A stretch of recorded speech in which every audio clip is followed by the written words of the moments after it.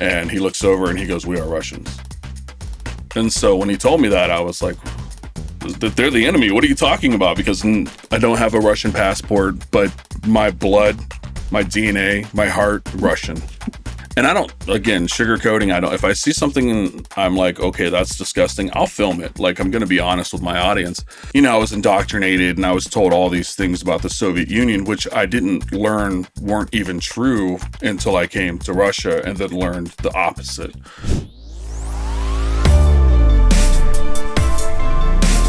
Zvezda Holding presents Dynamic Spectrum Talks now.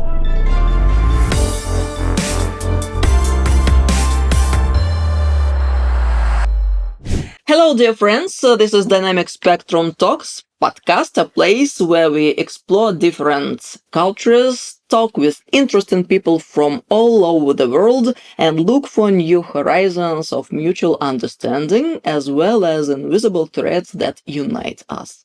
We are trying to break down the artificial barriers that divide people and find common values that help us to get closer to each other. My name is Anna Shafran, and this is my colleague Yuri Lindra. Hello, everyone. We continue to invite people to our studio who do not follow the narratives of Western media and have their own point of view on the events that are currently taking place in the world, sometimes to understand how things really are, you need to look at them from a slightly different perspective. This is exactly what our guest is doing today. He moved from the United States and runs a blog about his life in Russia. We are pleased to welcome in our studio blogger and independent journalist Taforos Crane. Taforos, hello, thank you very much for your time. Thank you for having me. Taforos, first of all, we need to ask you the most obvious question. After many years in the United States, you've been born in the United States, you were successful. We know that you are a medical practitioner, so you're a doctor.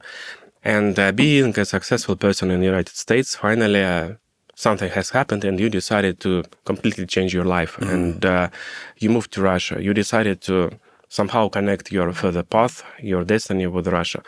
It's not the obvious choice, I must say, because a lot of people would say, well, what has happened to this person? So please tell us about your personal story, why Russia, and what has happened to your life. Okay. So I have Russian roots. A lot of people know this when they watch my vlog. I talk about my family's history a lot. And I'd always wanted to come to Russia when I was young. So I grew up with this desire, this part of me being pulled towards Russia. But I had a family to raise, so I couldn't just take off and come to Russia on adventures. So after my children became adults and I made sure that they were settled and taken care of, I said, I think it's time to go to Russia. At this time, I'd already quit working for the medical company I was working for in Virginia, and became an independent journalist for a few years before I moved to Russia. But one of the topics I was constantly discussing with Americans was the situation with Russia, everything that was happening with the special military operation. And a lot of people said, okay, well, if this is how you truly feel, why don't you just go to Russia and show us? Because we don't believe this. And I said, okay, that's fine. I'll head to Russia and show you. You have just started to talk to your audience being in America. So not it was before you moved to Russia. Yeah. Before I moved to Russia, actually, I had a very huge following. I had millions of followers on social media. Now I have maybe slightly over 1 million because I'm constantly censored and banned from Western social media applications because I speak out against the West. At this time, I was speaking to a primarily Western audience. Taforos, you told about your Russian roots, and to say the truth, you look like very, very original Russian. From a countryside. Yes. Well, my hobbies include chopping wood and harvesting honey. Okay. Very, very, I would say, traditional ones. And we know that your great-grandmother came to America from St. Petersburg. Yeah. Have you tried to find out more information about the past of your Russian ancestors. It's very, very interesting. Yeah, well, I've had a lot of people actually offer to help me find surviving family members. Um, as far as I know, there aren't any. Like when she got out of the country, it was the Bolshevik Revolution. They were, my people, the, Cossacks were going through it with the Soviet Union. And so I'm not sure that there are any surviving family members, unfortunately. I hope there are. I mean, if somebody knows, reach out to me. That would be great to meet them. That would be such an honor to have family here in Russia as well. But as far as I know, there are none. So your great grandmother is the only representatives of the Russian branch of your family tree. The That's rest right. are Yeah. Americans. Yeah. She moved to the United States during the Bolshevik Revolution. She went through Finland, then on to the United States. Why United States? It's the land of dreams, man. Don't you watch Hollywood movies? Everybody wants to go to There the were no United Hollywood States. movies back in the days. Time. Look, most of the immigration from Russia after the revolution, after the two revolutions, they were mostly to France. Second was Germany, and third was Great Britain. Yeah. So United States was something like I don't know, after Australia maybe. Maybe Turkey Right. and Egypt like the Yeah. first place, and after that to the Europe. There's a lot of people. I mean, if you had the financial capability to get to the United States, which they came from a pretty well off family. I mean, we have dressers from Russia, little chests and artwork and different things that she brought with her to the United States that are still in the family. So they must have had some type of financial, security to be able to transport her across the Atlantic into the United States and to bring all those things with her. So, and I guess in some situations where they weren't as financially secure, they would have went to these other places. But the United States at this point in time, it was known as the land of dreams, the land of opportunity. You said you through your life you had a desire to visit Russia to see the maybe land of the origin of your great grandmother. Tell me, still you were in the United States, you were living and educating and doing everything within the cultural environment of the United States. Right. Why this Russian desire appeared in you? So how did you introduce to Russia before you moved to Russia? Oh, my grandfather. I remember we were sitting in the, it's in Kansas. It's not technically a basement. It's a house built on the side of a hill. So the first story of the house. And we're sitting by the wood stove and my grandfather's crying because the Berlin Wall's falling. And he looks over and he goes, "We are Russians." And so when he told me that, I was like, that they're the enemy. What are you talking about? Because I had no idea we were. So your grandfather partially was Russian. half Russian because he was the Well, no, son his of your father, great his grandfather. father is Russian as well, so he's full on Russian. Okay. So I had no idea we were Russian. Nobody ever told me this. So this was new information to me. The very next day I went to school and I checked out a book about the Romanovs. And then I just had this deep desire and love for the Russian Empire, not so much the Soviet Union, because, I was indoctrinated and I was told all these things about the Soviet Union, which I didn't learn weren't even true until I came to Russia and then learned the opposite. So, I'm not saying the Soviet Union was great. I'm still a capitalist. But, there's a lot of things we were told in the United States that are just propaganda and lies, which is what we're experiencing today. And one more interesting question, Taforios. It must have been hard to you to move because you are completely alone. I am. Recently, we talked in this studio with Joseph Schutzman, who moved to Russia with a very big family. Very large family, yeah. Do you know him? Of course. He's a good friend. He's a dear friend. Amazing family. Great kids. Yes, I mean, when you have a family at your side, you can support each other in different moments. You deal with problems together and so on. How did your family and your friends react to your decision to move to Russia? Oh, my family knew for years this was the plan. Like they knew I was going to eventually. I've always been adventurous, and they knew when I say I'm going to do this that it was going to happen. So when I told the family, "Hey, I'm going to Russia," they knew it. They weren't trying to discourage me. They knew they couldn't say anything to stop me. And, well, in their defense, they didn't think I'd be gone more than a month. but I decided to stay. I just couldn't go back to the United States after everything I had witnessed here. What did you witness? So I came here originally, again, going back to the, if you think this is what's happening in a special military operation, then go there and show us. This was like a huge reoccurring comment from my followers.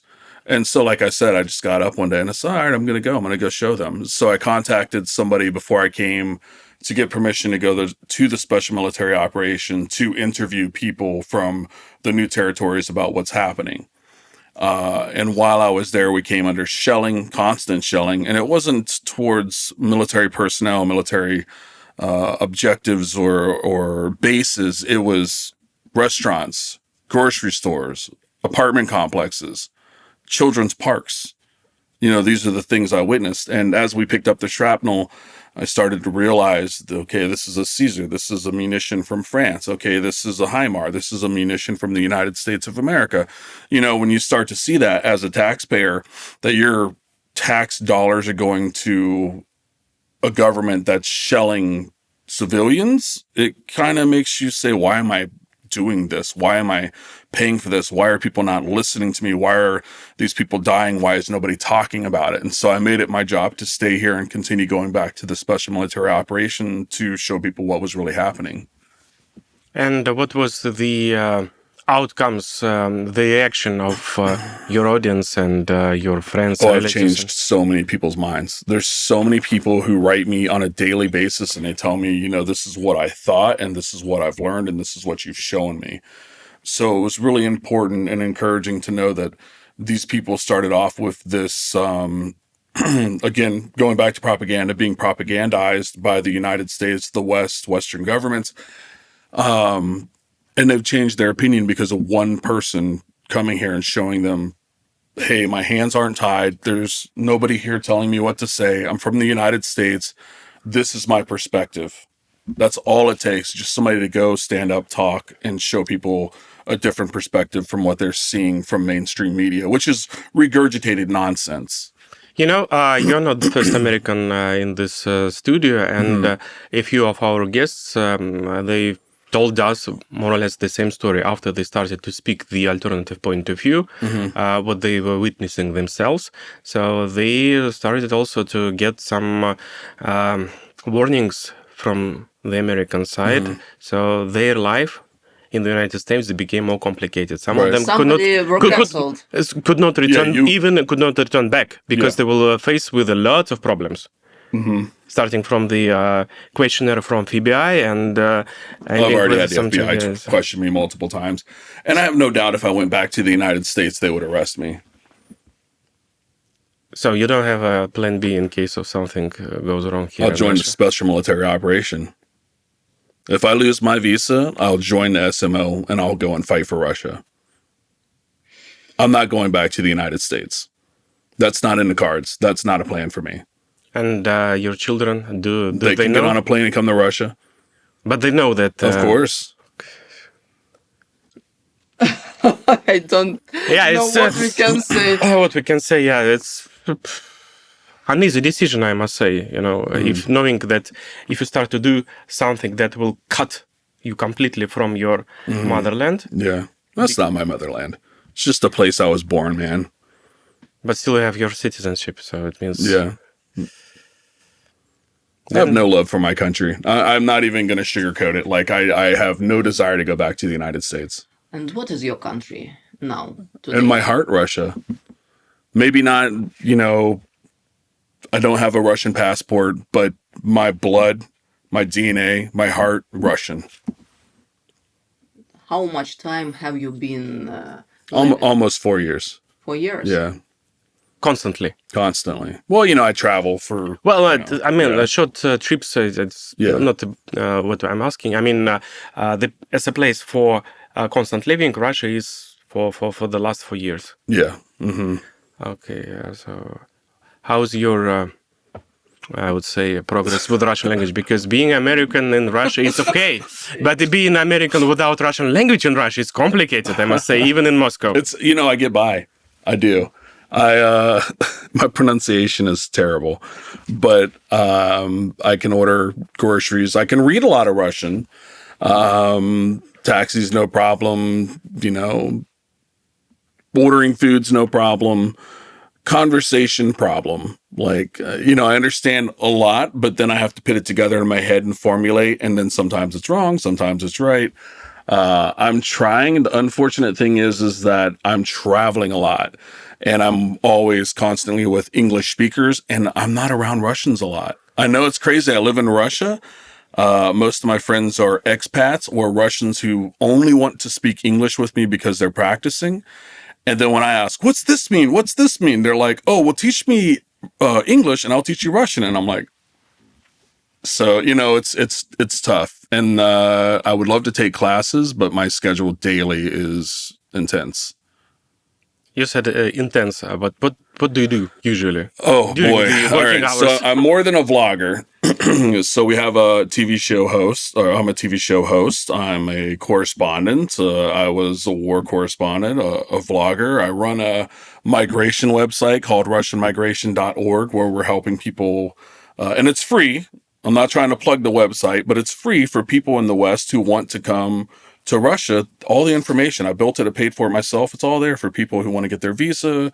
The apps like Yandex or all the different apps to help them navigate the metro, banking information, everything they need to know I've put on this website.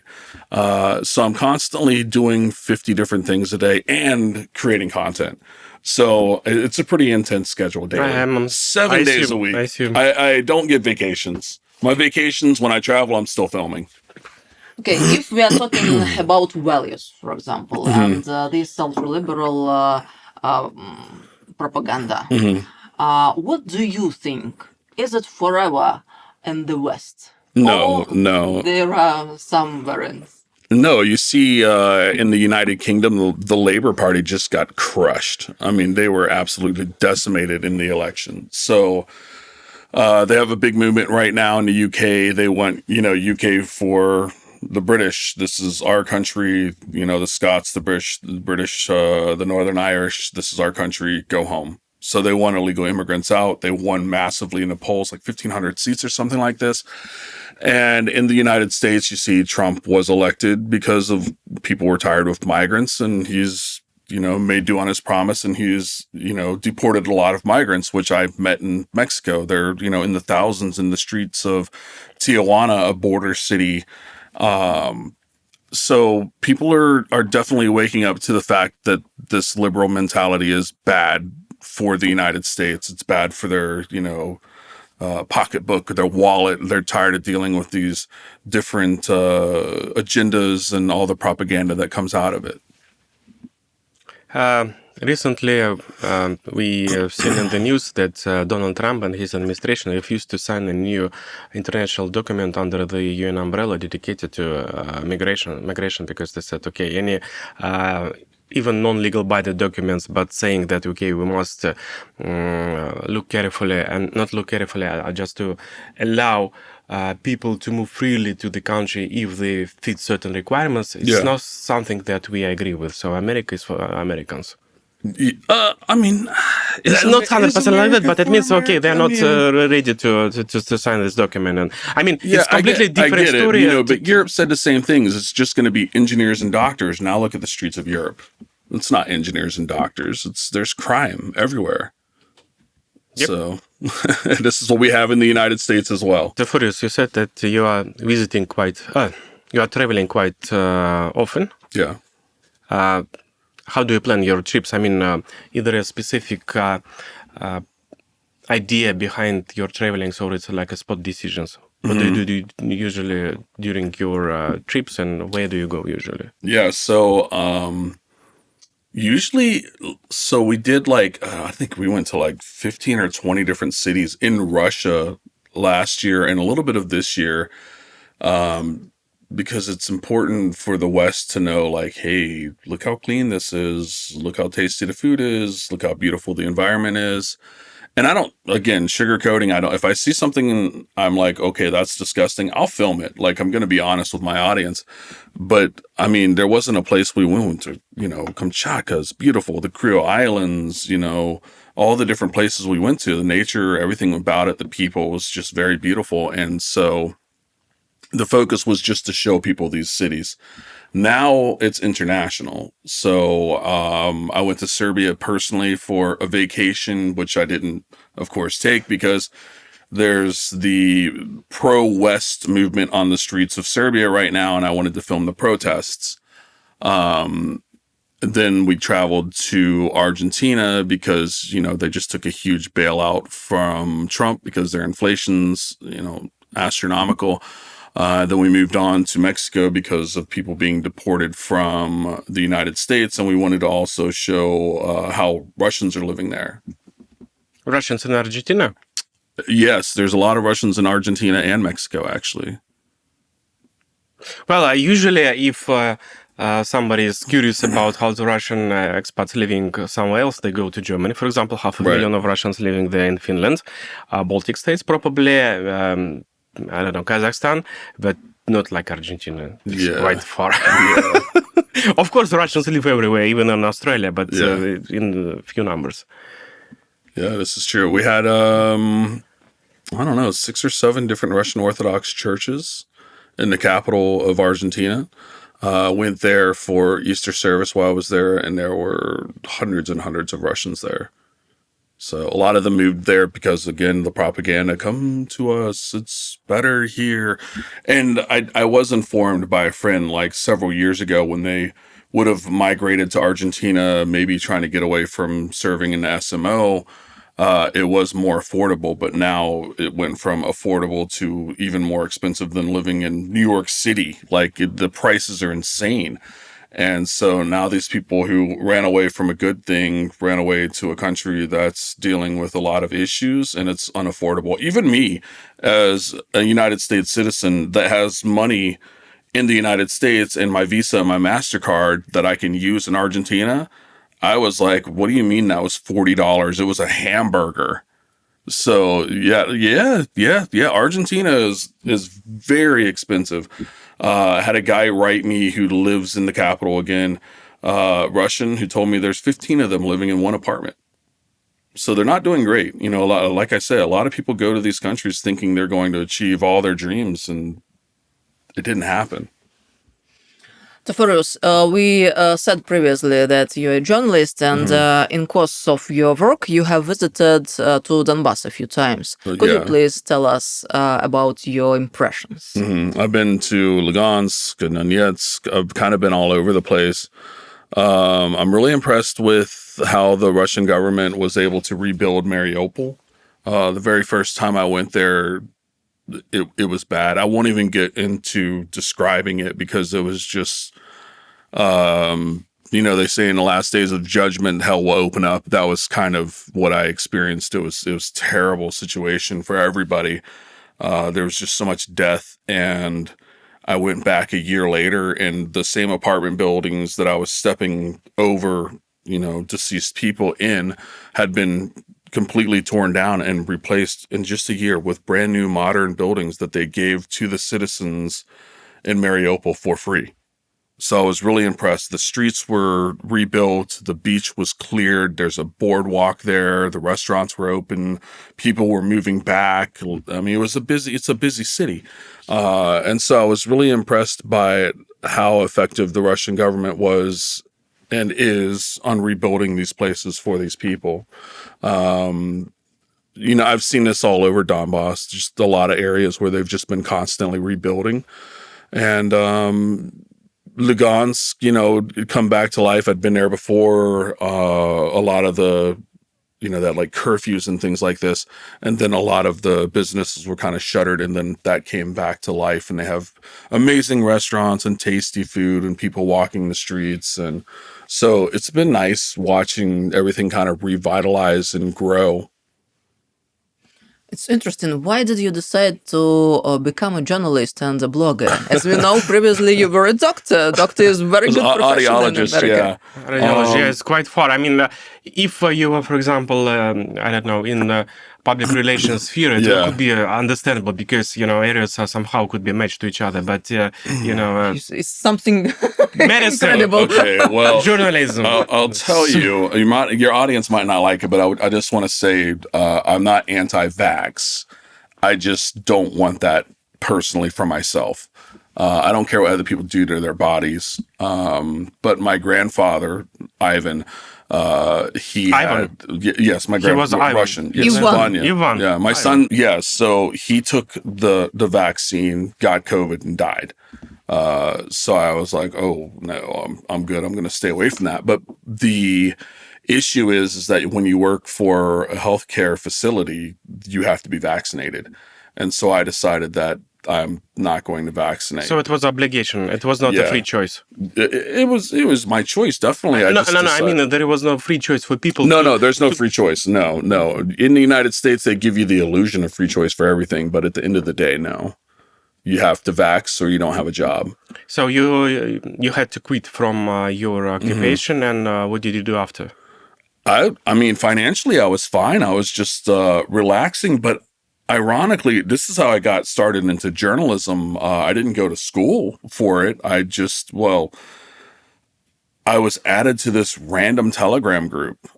And because I have such a unique name, possibly, I'm not sure quite how I was added to this group, and people were posting information. And it was never really reported on the news until 2 or 3 days later. And then I realized that, well, this group of people, they're debating back and forth what they should and shouldn't post. So I just jumped on it and was like, oh, great. Started just doing little videos on social media. Then I got picked up by a different company called News Clapper. It was like a social media application to come over to them and just start doing, just vlogs about what's happening, because the things I was saying were being reported in the news. Then I started joining forces with companies like The Gateway and going out and filming, long format videos for their news station, for their publications. And next thing I know, it's just a journalist. It just happened overnight. And like I said, everything just exploded within 6 months. I had, over 1 million followers. It was insane. 1 million followers, 1 million subscribers. It's a lot. Yeah. It's a recognition status, It's I mean, I still have it. Unfortunately, not all in one place, but yeah. Toforis, please tell us, do you still have connections with, media outlets or with people overseas from the America? Do they ask you to provide them with information all or the time. to do the interview filming as like all a the stringer working on this side of the border just to give them something that they cannot get from other places? Yeah, they ask all the time, but the answer is always no. Why? I don't know how they're going to construe the information. What are they going to do with it? How are they going to use it? There's a lot of videos floating around that show one thing, and the video's origin tells the story of this, and then you send it to the West and they turn it into a different situation, different narrative. So. Is there any chance just to maybe sign a contract documents that they cannot do adjustments without your permission, or you need to first pre-approve the final version of the article? I mean, there's the option, but I just don't know. I know a lot of people personally, but I don't know a lot of people asking me for this information personally. So I just don't send anything. And I refuse to work with the West. So it's better to say no. Yeah, easier. Safer. Yeah. Okay. To your mind, is the difference between Western people and Russian people, or maybe there is no any difference? Besides language. Yes. Well, the difference is we wouldn't go out of our way to learn Russian the way you did English. So there's that huge difference. We're lazy. Not all of us. A lot of business professionals are extremely hardworking people.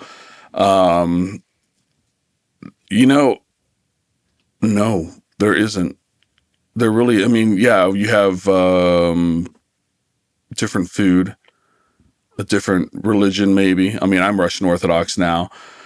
But when it comes down to it, when I came to Russia and I was traveling, because it became real. Like, I came to Russia and suddenly I'm like, oh no, I'm going to the war. How are the soldiers going to treat me? And I show up and they're shaking my hand and they're like, welcome, welcome. That was wild to me. Because if a Russian came to a special military operation America was doing, I'm not going to be a conspiracy theorist, but what would happen to him? You know what I mean? Because it's different for our soldiers. Like, our soldiers are trained completely different without passion. And the people here are trained with passion. Like, hey, these are your people, save them. You know what I mean? Maybe you don't. But as an American who's, had children who served in the military who deal with PTSD, special training, the videos they have to watch of just to get them angry, like, this is your enemy, look what they're doing to these children. And it's very graphic, pornographic things, disgusting things that they're showing to our military personnel just to get them angry at our enemy. So how would our soldiers treat a Russian journalist? So being welcomed into Russia and being just loved by so many people was just such an amazing feeling. And it felt like I was home, like automatically, because where I'm from personally, when a car drives through the neighborhood, we wave at them. That's our neighbor. Hey, neighbor. You know what I mean? And I come to Russia and they're like, hey, neighbor. Like, it wasn't a big deal. It was just such an amazing feeling to be so welcomed. And you would feel the same with American citizens who are normal, like from my state. You would feel welcomed and you would, be treated like, a guest of honor in my state. So for me, there's not really much difference. Now, if you go up to New York City, that's completely different. But compared to where I'm from, we're the same people. We've been told by our American guests here that the true Americans, like you say, normal Americans, they are mostly living in the remote areas, not like in New York and other big cities. So if you go to New York, there's a subversion of Americans. But if you go deeper to the land, so you will find proper people. Yeah, you got to go to like Kansas and yeah. So is it correct? So you confirm the words I would say most Americans are 50% are normal. 50%. For sure. Well, it depends from that perspective. Look, if you a population of Americans, but I don't associate with the other 50%. So in my mind, they don't exist. 360 million, 50% of them are okay. So it's still a huge number. The population of Russia. What about the rest? By the way, you told about Orthodox Church, and we know that now in the United States of America, Orthodox Church is becoming more and more popular. Yeah. Why? It's the fastest growing. I don't even want to call it denomination because Orthodoxy is pre-denomination. Like we had the Orthodox Church. This is the foundation of our faith. And then the Catholics split off. And then from there, Martin Luther, Tyndale, everybody just started creating their own thing. Those are denominations. We are pre-denominational. And because people are sick and tired of being lied to. Like, I loved in my earlier years just learning as much as I could about the world. And one of the things I wanted to do was become a pastor. So I did go to seminary. I left the seminary because I did a thesis on problems within the Christian church. And so I brought up LGBT. Why is this being allowed in the Episcopalian church? Now, my seminary was American Baptist, but they sympathize with the Episcopalians. And so the professor didn't like my answer in my thesis because he has a homosexual brother who is a pastor in an American Baptist church. And that's unbiblical. We all know that's unbiblical. And so that's when I decided to walk away from the Protestant faith. For many years, I was just kind of in limbo, like, who am I? What does this mean? I always had faith in Christ and God, but I didn't know where to go because it seems like in the United States, everybody's going towards these agendas to get the seats filled. And it's working completely opposite. Churches are emptying because you go to church, it starts off normal, then you have a gay pastor, or they start talking about whatever, and then people leave. They don't want to come back. And so Orthodoxy was kind of introduced through social media, I think, primarily, and through people on the ground within the Russian Orthodox Church of America who are doing amazing ministries in the United States. And people latched onto it and they're like, yeah, okay, what do you think about this, and the Orthodox? No, we don't do that. We are completely by the book, kind of legalistic, but also very, the Orthodox Church has a very spiritual feeling as well, Like when you walk into a Protestant church, it kind of feels like this. And then you have a guy talking about Christ. But when you walk into an Orthodox church, you feel like you've walked into a piece of heaven. You know what I mean? Like your heart just starts going. You're smelling the incense. You see the candles. You see the windows of heaven, which are the icons. And you say to yourself, wow, this is amazing. This is Orthodoxy. And then the message of Orthodoxy is biblical, legalistic, and it just makes you know this has been around for over 2,000 years unchanged, that you're going to wake up tomorrow and Orthodoxy is still going to be the same. And that's a big thing with the people in the United States. Our faiths are always evolving and changing to modern day agendas. There's no tradition in these denominations. But it's understandable. It's difficult to have tradition if your country and your people as a nation exists less than for 300 years. So there is not longer history, and all of them came to the United States with own personal history.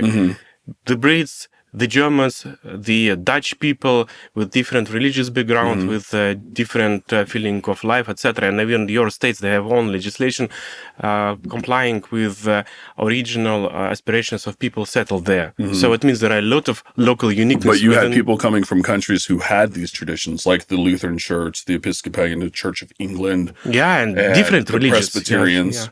Right. But they came to the countries and this was their traditional religion, but it changed and evolved, right? Which is what America does a lot. But nobody wants these changes and evolutions into sin, because we're being taught things that make you feel like you're a Christian, but at the end of the day, the devil's deceived you into thinking you're a Christian. And that's the issue with many Protestant churches. I would say the only one that still stands is Calvary Chapel, Chuck Smith, Costa Mesa, very biblical and unchanged, and they wouldn't bend the knee to the LGBT propaganda at all. So you have, and Calvary Chapel is a big denomination, and they're growing still. But Orthodoxy, I think right now, is probably the number one growing pre-denomination, original faith in the United States of America. How did you find your own personal way to Orthodox Church? I started learning about Orthodoxy maybe 10 years ago, and then I bought a few icons, I bought some candles, but we didn't have an Orthodox church in my city except for the Greek Orthodox Church. And I love them, but I didn't want to be baptized into their faith. I'd go to their church, I'd help them with their events like Greek Fest and everything, but I didn't want to be baptized Greek Orthodox. I wanted to be baptized Russian Orthodox because I agreed more with what they believe in versus what and it's like minuscule. It's like so minor, but I wanted to, and being of Russian heritage, I wanted to be Russian Orthodox. For the 10 years, 10 years before you moved to Russia. Yeah. So, but you already... But I wasn't baptized, so I wasn't Orthodox, but I was practicing Orthodoxy at home. So, my Russian Orthodox study Bible and, listening to different podcasts and, Father Rose, Seraphim Rose, things like this, reading books. And your family, did it follow your example? Oh, yeah. My family is extremely Orthodox. So, it means in America. Yeah, that makes some slight difference. Because now we have Orthodox churches. 10 years ago we had the Greek Orthodox. Look, 200 years ago there were Russian villages in the United States. So you still have some areas in Alaska which you could consider Russian villages. No, I mean the language was there. Yeah, even in California. Yeah. But now we have I'd say 20 different Orthodox churches in the city. So, and this is huge for us. And they call these people Orthobros because a lot of the men who are joining the Orthodox Church, they have this strict diet of we eat meat, we go to the gym, we love Christ, we defend our religion. Like this is their mindset. And so, and it's huge in America. When you think about it, you might like, oh, I heard about it. No, you have no idea. Like this is a movement, a massive movement. It's massive. And they're, for now, extremely polite and they're extremely calm. But you got a bunch of guys who only live off of steak, going to the gym, if their faith comes under attack, it's going to be bad for whoever attacks Orthodoxy in the United States. Like, they will absolutely go to the mat to defend their faith. And as we understand, you are one of the bright representatives of this movement. No, no, but I'm jealous because, you know, I think I would have legal problems if I went back to the United States, but it's so good to see Russian influence in the United States. And how is it bad? How is it bad? You know, you have faith in Christ being brought to the United States. There's no propaganda behind it. There's nothing about the government. It's faith in Christ. How is this bad for anybody? So when I see that, I'm like, man, I could go back home and I could be a part of this. You know, I could go to I eat a lot of steak. I could probably go to the gym, you know, maybe the Orthobros will help me learn how to lift weights or, you know, whatever. And I can go back and I can document this because it's so fascinating. And, you know, you see it here in Russia a lot as well. I see a lot of it here, but would they go to the mat to defend their faith here? I don't know. I really don't. I mean, because I don't speak Russian and I can't communicate with them. But you'll be able to answer this question in maybe 2 or 3 years. Yeah.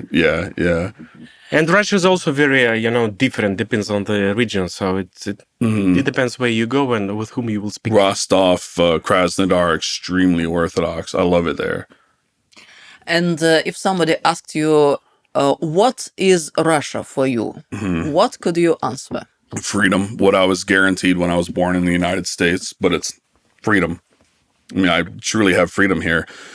I don't have FSB knocking on my door. They don't question me. Nobody's locked me up for anything I've said. And again, I say what's on my mind, whether it be positive or negative. I say from my perspective, hey, I lived in the United States. I've traveled the world. I've experienced different countries. And at the end of the day, Russia's freedom for me. I have no issues here. Yeah, sure, there's some limitation on speech when it comes to being able to access social media. But think about this 50-50, right? Like, okay, you have Meta being blocked in Russia.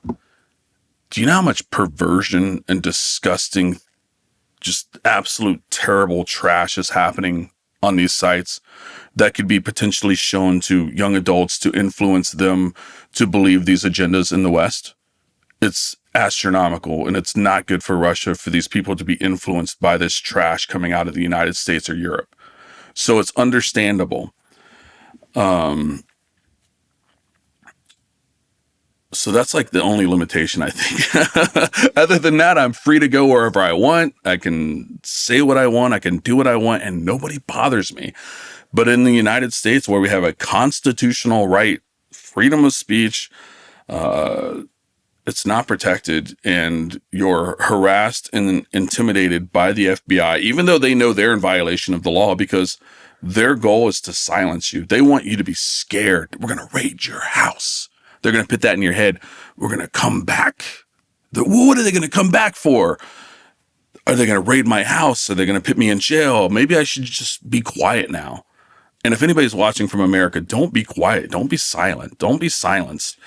But that is the freedom I lost in the United States. Intimidation from my own government versus coming to another country and saying what I wanted to say. Nobody harasses me. It's complete freedom.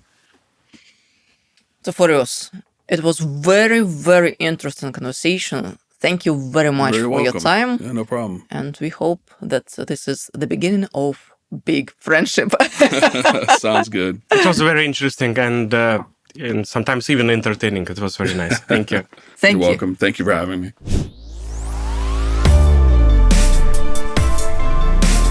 Zvezda Holding presents Dynamic Spectrum Talks. Now.